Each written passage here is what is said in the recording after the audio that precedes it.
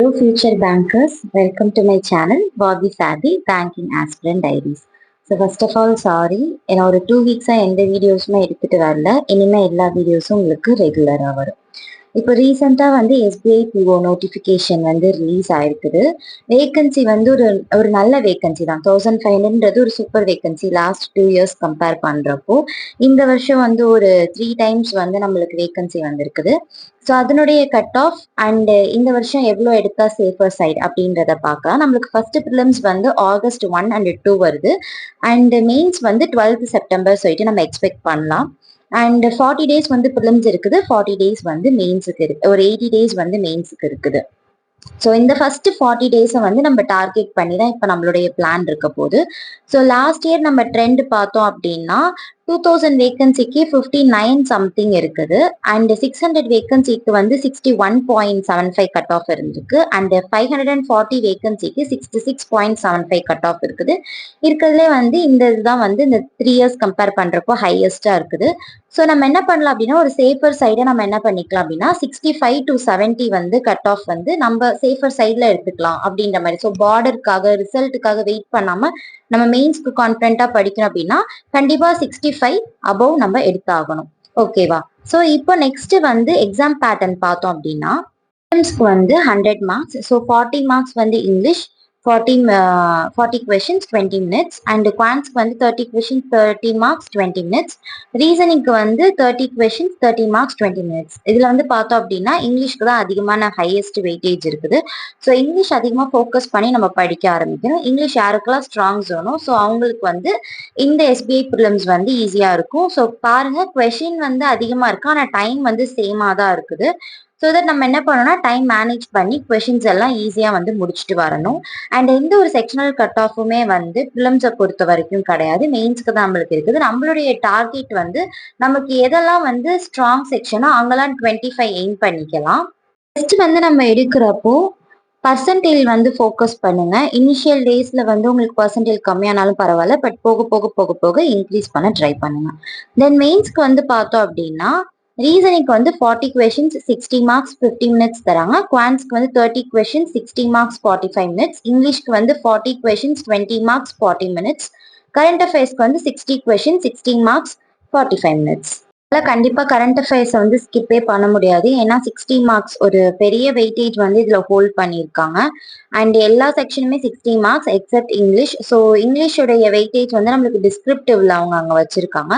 So இது வந்து இந்த டிஸ்கிரிப்டிவ்ல எடுக்கிற மார்க் வந்து இன்க்ளூட் பண்ணுவாங்க. ஸோ என்னடா இங்கிலீஷ் ஸ்ட்ராங் ஜோனா இருக்கிறவங்க மார்க் கம்மியா இருக்குதுன்னு ஃபீல் பண்ண வேண்டாம், டிஸ்கிரிப்டிவ்ல ஃபோக்கஸ் பண்ணி அதுல மார்க் எடுத்துடலாம். அண்ட் மெயின்ஸை பொறுத்த வரைக்கும் செக்ஷனல் கட் ஆஃப் இருக்குது. ஸோ கரண்ட் அஃபேர்ஸ் வந்து கண்டிப்பா ஸ்கிப் பண்ண முடியாது. லாஸ்ட் டைம் ஆர்ஆர்பி பிஓ அப்போ நிறைய பேர் வந்து கட் ஆஃப் கிளியர் பண்ணியிருந்தாங்க, பட் செக்ஷனல் கட் ஆஃப் தான் நிறைய பேருக்கு போயிருந்துச்சு. ஒரு சிலருக்கு குவான்ஸ் அந்த மாதிரி, அப்புறம் கரண்ட் அஃபேர்ஸ் கம்ப்யூட்டர் இந்த மாதிரியான விஷயங்கள்லாம் செக்ஷனல் கட் ஆஃப் போயிருந்துச்சு. So sectional cut off clear பண்ற அளவுக்கு நம்ம ப்ரிப்பேர் பண்ணியிருக்கணும். எந்த செக்ஷனுமே வந்து நெக்லெக்ட் பண்ணாம எல்லா செக்ஷனுமே வந்து கரெக்டா எஃபர்ட் போட்டு படிக்கணும். அண்ட் நெக்ஸ்ட் வந்து என்ன அப்படின்னா செக்ஷனல் மெயின்ஸ் வந்து திடீர்னு 40 டேஸ்ல வந்துருது அப்படின்றதுக்காக நம்ம என்ன பண்ணக்கூடாது அப்படின்னா இப்போலேருந்தே வந்து ஃபுல்லா ப்ரிலிம்ஸ்க்கு மட்டும் தான் ஃபோக்கஸ் பண்ணி படிக்க கூடாது. ஸோ ப்ரிலிம்ஸ் அண்ட் மெயின்ஸ் ரெண்டுமே சேர்ந்து படிங்க. அட்லீஸ்ட் ஒரு 30 டேஸ் ஆகுது மெயின்ஸுக்கும் சேர்த்து படிங்க. அந்த மெயின்ஸுக்கு நான் சொல்றது வந்து பெருசா எதுவும் சொல்ல போறது இல்லை, எப்போதும் ஆல்ரெடி சொல்ற மாதிரி தான். ஒரு டிஐ இல்லைன்னா 2 டிஐ, ஒரு பசில், ஒரு சீட்டிங் அரேஞ்ச்மெண்ட், ஒரு இன்புட் அவுட்புட், ஒரு கோடிங் டீகோடிங், இந்த மாதிரி எல்லா டாபிக்ஸ்ல இருந்து 1 கொஸ்டின்ஸ் வந்து ஆல்டர்னேட்டிவ் டேஸ் வந்து நீங்க ட்ரை பண்ணலாம். எல்லாத்தையும் ஒரே நாள்லயே டம்ப் பண்ணாம ஆல்டர்னேட்டிவ் டேஸ்ல வந்து நீங்க ட்ரை பண்ணீங்கன்னா at least you have some knowledge. ஒரு மெயின்ஸுக்கான லெவல் எப்படி இருக்கும், மெயின்ஸ் கொஸ்டின் எப்படி இருக்கும் அப்படின்ற ஒரு ஐடியா வந்து உங்களுக்கு கிடைக்கும். அந்த அவேர்னஸ்க்காக தான் வந்து மெயின்ஸ் இப்பயே படிங்கன்னு சொல்றேன். அண்ட் 80% ஆஃப் த டைம் வந்து நீங்க 70% ஆஃப் த டைம் வந்து நீங்க ப்ரிலிம்ஸ் கொடுக்கலாம். அண்ட் 10% ஆஃப் த டைம் வந்து நீங்க கரண்ட் அஃபேர்ஸ்க்கு கொடுக்கலாம். அண்ட் 20% வந்து நீங்க மெயின்ஸ்க்கு கொடுக்கலாம். ஸோ இப்படி ஸ்பிளிட் பண்ணி தான் உங்களுக்கு இப்போ நான் ஸ்கெடியூல் எடுத்துட்டு வந்திருக்கேன். இதை வந்து உங்களுக்கு ஹெல்ப்ஃபுல்லா இருக்கும்னு நான் நினைக்கிறேன். செக்ஷன்ல பார்த்தோம்னா அரித்மெட்டிக் வந்து ஒரு டாபிக் பெர் டே எடுத்துக்கோங்க. ஃபார் எக்ஸாம்பிள் இன்னைக்கு பர்சன்டேஜ் பாக்குறீங்கன்னா அதுல ஒரு 30 கொஸ்டின் சால்வ் பண்ணுங்க. இந்த மாதிரி நெக்ஸ்ட் 40 days இருக்கிறப்ப 10 arithmetic டாபிக்ஸ் இருக்கு. ஸோ ரொட்டேஷன்ல பண்றப்போ 4 டாபிக்ஸ் படிச்சிருப்பீங்க. 4 டைம்ஸ் வந்து அந்த டாபிக்ஸ் நீங்க வந்து பார்த்துருப்பீங்க. அப்படி பாக்குறப்போ ஒரு 100ல இருந்து ஒரு 120 கொஸ்டின்ஸ் வரைக்குமே உங்களால பார்த்துருக்க முடியும். It is a good amount. ஒரு ப்ரிலிம்ஸ் போறப்போ ஒரு 100 டைப்ஸ் ஆஃப் கொஸ்டின்ஸ் வந்து நம்ம பாக்குறது வந்து ஒரு நல்ல அமௌண்ட் தான். அண்ட் ஸ்கோர் பூஸ்டர் வந்து பார்த்தோம்னா 5 டாபிக்ஸ் இருக்குது. ஆல்ரெடி சொல்ற மாதிரி தான் simplification, approximation, quadratic equation, wrong number and missing number. இதுல வந்து 5 செட்ஸ் வந்து பாருங்க. So 25 questions. அண்ட் இது வந்து 4 days பாருங்க. அண்ட் மெயின்ஸ்க்கு வந்து ஒரு 3 days வந்து எடுத்து பாருங்க. இந்த ஸ்கோர் பூஸ்டர் என்ன மாதிரி இருக்கு, மெயின்ஸ் லெவல்ல எப்படி இருக்குதுன்னு சொல்லிட்டு அது ஒரு 3 days வந்து சால்வ் பண்ணுங்க 1 வீக்ல. அண்ட் ஸ்பீட் மேக்ஸ் வந்து டேபிள்ஸ், ஃபிராக்ஷன், கியூப்ஸ், ஸ்கொயர், அப்புறம் டெசிமல்ஸ், இந்த மாதிரியான விஷயங்கள் எல்லாமே எடுத்து ஒரு 20 minutes ஒரு 10 minutes வந்து நீங்க ப்ரஷ் அப் பண்ணுங்க. அண்ட் டக்கு டக்குன்னு வந்து பேப்பர் எடுத்து அதை எழுதி பார்த்தா நல்லா இருக்கும்.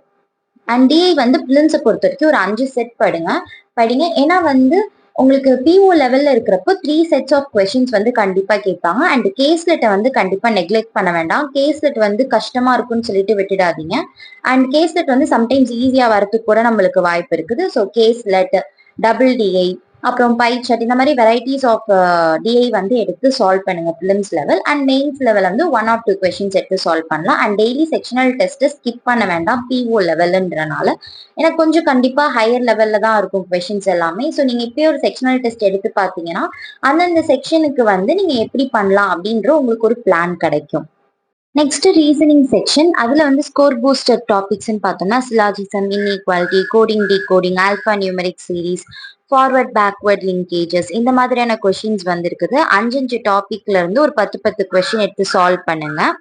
Next puzzle, seating arrangement, blood relation, direction, order and ranking, இந்த 5 டாபிக்ல இருந்து ஒரு 5 செட் ஆஃப் கொஸ்டின்ஸ் வந்து எடுத்து சால்வ் பண்ணுங்க. இது வந்து பிலிம்ஸ் லெவலுக்கு பண்ணுங்க. மெயின்ஸ் லெவல் பொறுத்த வரைக்கும் ஒரு நாள் பசில் சால்வ் பண்ணுங்க, இன்னொரு நாள் வந்து சீட்டிங் சால்வ் பண்ணுங்க. Alternative days. அதே மாதிரி தான் இன்புட் அவுட்புட் ஒரு நாள். And coded based questions like coded blood relation வரும், கோடட் டைரக்ஷன் வரும், கோடிங் டிகோடிங்கே வரும். ஸோ இந்த மாதிரி கோடட் பேஸ்டு கொஸ்டின்ஸ் வந்து ஆல்டர்னேட்டிவ் டேஸ்ல பண்ணுங்க. அண்ட் கிரிட்டிக்கல் ரீசனிங் வந்து கண்டிப்பா ஒரு மேஜர் ரோல் வந்து பிஓ லெவல் எக்ஸாம்ஸ்க்கு வந்து கிரியேட் பண்ண போது 8 to 10 கொஸ்டின்ஸ் வந்து சாலிடா கேட்பாங்க. அப்படி பாக்குறப்போ நம்ம வந்து ஸ்கிப் பண்ணிடக்கூடாது. அந்த இடத்துல வந்து நம்ம ஸ்கிப் பண்ணக்கூடாது. So 2 to 3 question, sorry 3 to 5 questions வந்து நீங்க ப்ராக்டிஸ் பண்ணீங்கன்னா உங்களுக்கு ஒரு நல்ல ஹோல்டு இருக்கும். டெய்லி ஒரு செக்ஷனல் மார்க் வந்து நீங்க எடுத்துக்கலாம் பிஓ லெவல்ல. அடுத்து வந்து இங்கிலீஷ் பாக்குறப்போ டெய்லி 2 எடிட்டோரியல் படிங்க. அதுல இருக்கக்கூடிய வொக்காப்ஸ், சென்டென்ஸ் எப்படி ஸ்ப்ளிட் பண்ணி படிக்கிறது, அது வந்து அபித் சார் வீடியோஸ் வந்து சொல்லி கொடுப்பாங்க. ஃபர்ஸ்ட் டைம் பண்றப்போ உங்களுக்கு டிஃபிகல்ட்டா தான் இருக்கும். போக போக நீங்க ஈஸியா கத்துக்கலாம். அதுக்கப்புறமேட்டு அந்த காம்ப்ரிஹென்ஷன் ஸ்கில், அதை அண்டர்ஸ்டாண்ட் பண்ணிக்கக்கூடிய விஷயங்கள் எல்லாமே பண்ணுங்க. அண்ட் நான் வந்து உங்களுக்கு லாங்குவேஜ் ஒரு பிரச்சனையா இருக்காது, எனக்கு வந்து கண்டென்ட் மட்டும் இருந்தா போதும் அப்படின்னு நீங்க நினைச்சீங்கன்னா நிமிஷா பன்சால் மேம் சொல்லிட்டு அவங்க வந்து அவங்களோட யூடியூப் சேனல்ல டெய்லி எடிட்டோரியல் அனாலிசிஸ் வந்து போடுறாங்க. அதுல வந்து உங்களுக்கு ஆர்சி கொஷின்ஸ் எடுத்துட்டு வருவாங்க. அப்புறம் வெக்காபுலரி, ஃப்ரேசல் ரீஅரேஞ்ச்மெண்ட், இந்த மாதிரி உங்களுக்கு என்டையர் பேக்கேஜா கம்ப்ளீட்டா வந்து உங்களுக்கு அது ஒரு 1 hour கிளாஸ் வந்து இருக்கும். யூடியூப் சேனல் இந்த கிளாஸை வந்து ரெகுலரா கொண்டு வந்துட்டு இருக்காங்க. ஸோ உங்களுக்கு வந்து பிஓ லெவல் எக்ஸாம்ஸ்க்கு கண்டிப்பா ஹெல்ப் பண்ணும். அண்ட் 120 கிராமர் ரூல்ஸ் வந்து ஒரு 5 ரூல்ஸ் எடுத்து படிங்க.